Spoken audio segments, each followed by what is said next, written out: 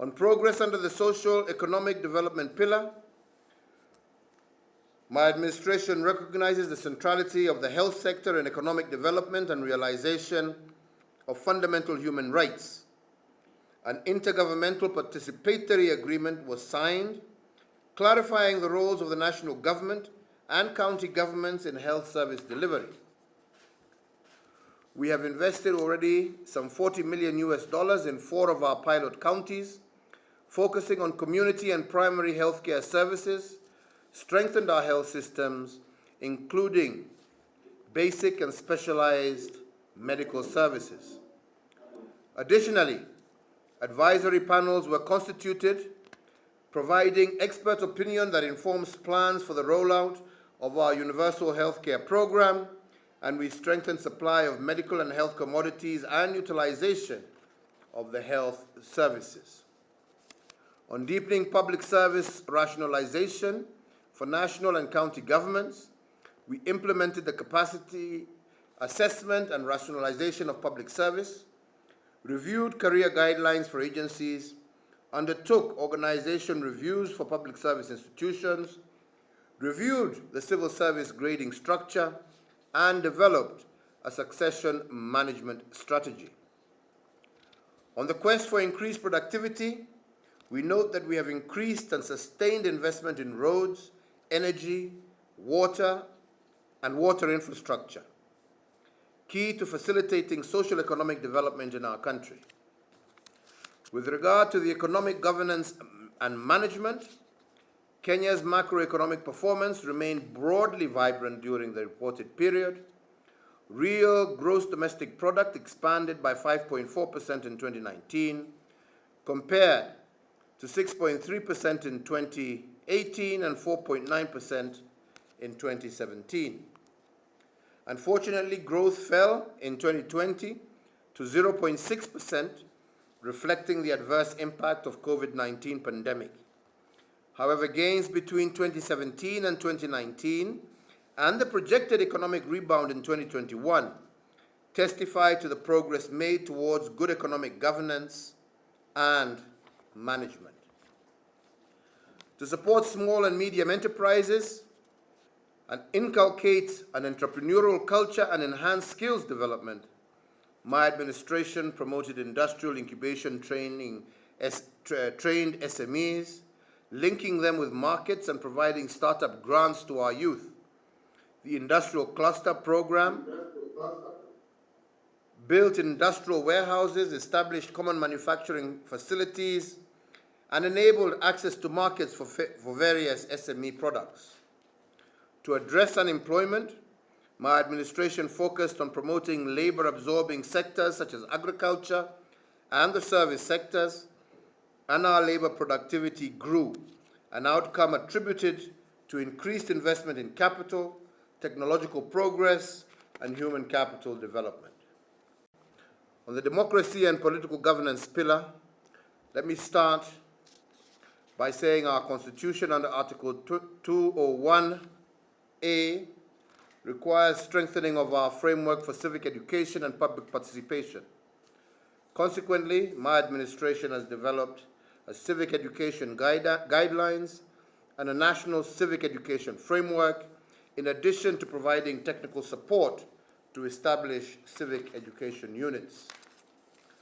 We have initiated the Building Bridges Initiative, culminating in the Constitution of Kenya Amendment Bill 2020, and this bill seeks to comprehensively address our perennial challenges, particularly those arising from political transitions, negative ethnicity, lack of inclusion, inequitable development, and our fight against corruption.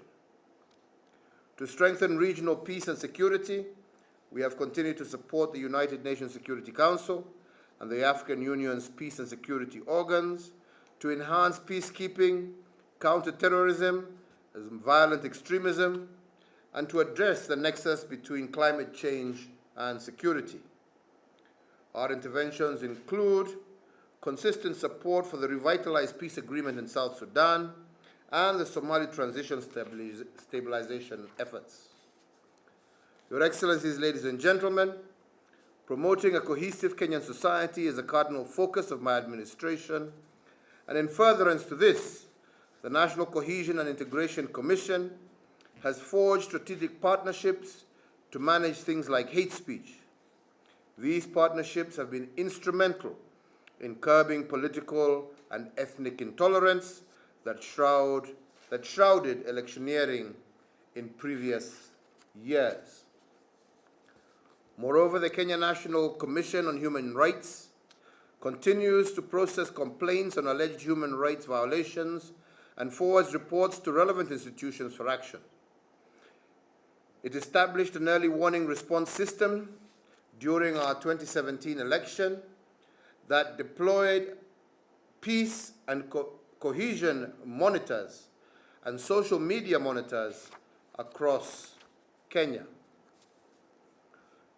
Ladies and gentlemen, on strengthening autonomy and capacity of key governance institutions, my administration, through the Ethics and Anti-Corruption Commission, reorientated our systems to mitigate against corruption through measures such as focused investigations, asset recovery, and prevention of graft.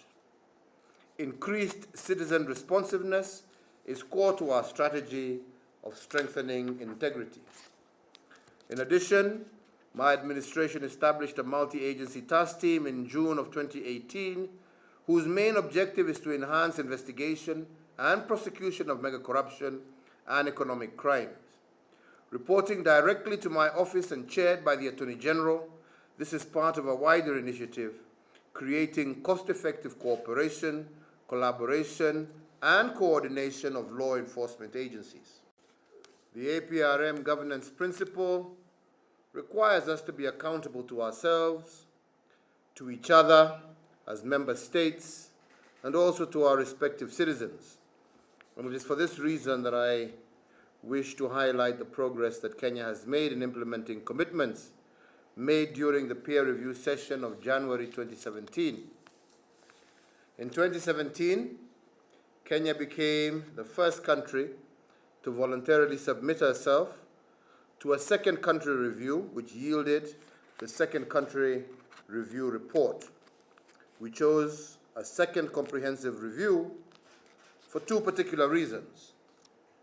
First, the second review was coming about 10 years after the base review. This meant that much had occurred in the intervening period, warranting a comprehensive assessment. Second, Excellencies, we had a new constitution, the Constitution of Kenya 2010, that shifted our governance architecture, resulting in, amongst other things, a two-tiered devolved system of governance that sought to respond to the challenges cited in our 2006 APRM base review. This is the background, Excellencies, against which I present highlights of our achievements covering the 4 APRM thematic pillars. These are, number 1, democracy and political governance; secondly, corporate governance; thirdly, social economic development; and fourth, the economic governance and management pillar. Your Excellencies, ladies and gentlemen, Kenya is in the middle of the national governance reporting process, having been selected to pilot this crucial initiative that hopefully will replace annual progress reporting based on our 17-year interaction with the APRM process. The practicality of annual progress reporting has been quite daunting for all of us, and we therefore welcome the proposed biannual national governance reporting.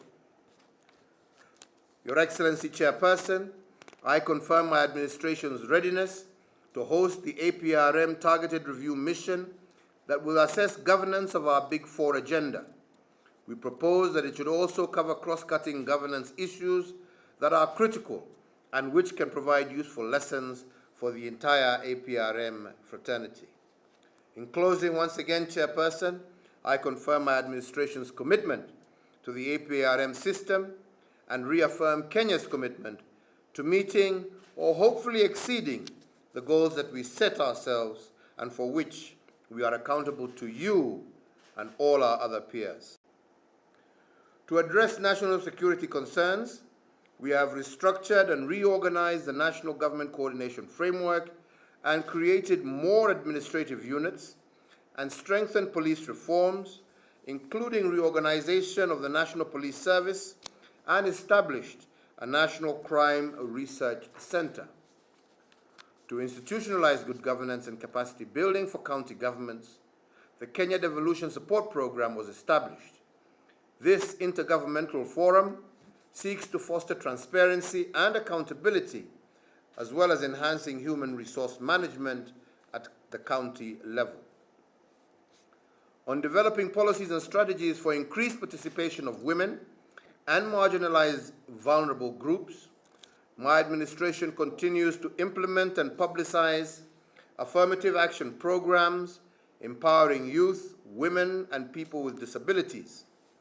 We increased their access to funds, established gender recovery centers for gender-based violence survivors, and mainstreamed gender-based budgeting. On corporate governance, we have made progress in the corporate governance pillar, and it is notable that we have enacted national standards and regulations for businesses under the County Governments Act. We strengthened the financial sector to ensure investors are supported with affordable credit and other financial services.